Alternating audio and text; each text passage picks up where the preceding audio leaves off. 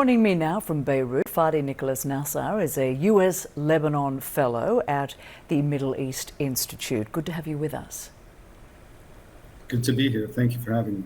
So how likely is it, do you think, that Israel and Hezbollah will heed this call from the US and its allies for a 21-day ceasefire to allow time for a diplomatic solution?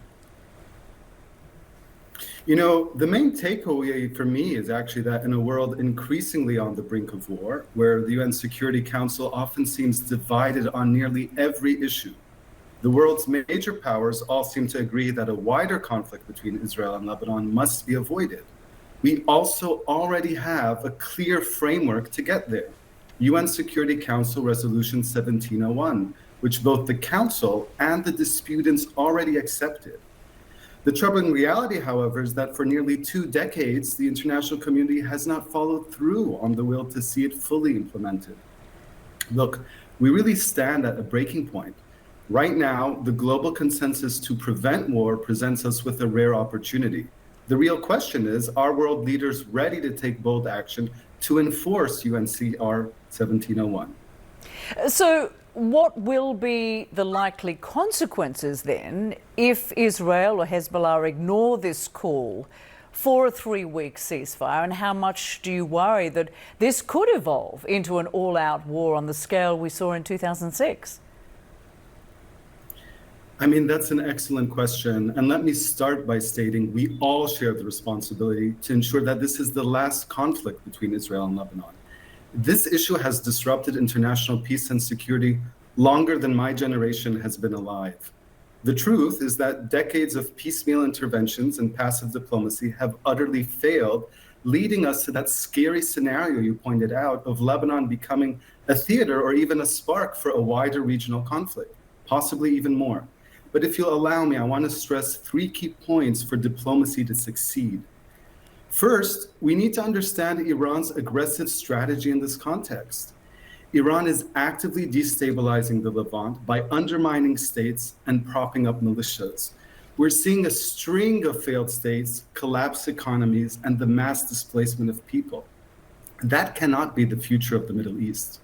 Second, the international community must speak with one voice, firmly preventing all parties from pursuing military solutions or escalating hostilities. Third, we must not change the parameters established in UN Security Council Resolution 1701. The past 2 decades have shown us that previous concessions have turned Lebanon into a battleground for Iran's unity of the fronts, fueling this wider conflict.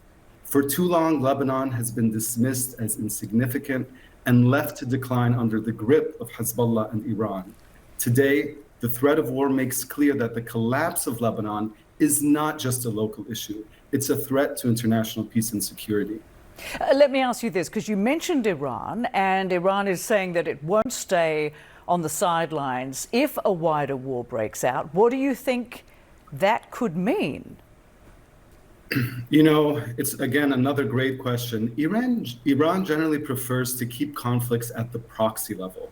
This strategy really took shape with the establishment of Hezbollah as the tip of its spear against Israel, and has since evolved into the unity of the fronts, which coordinates groups like Hamas, the Houthis, Iranian proxies in Syria and Iraq.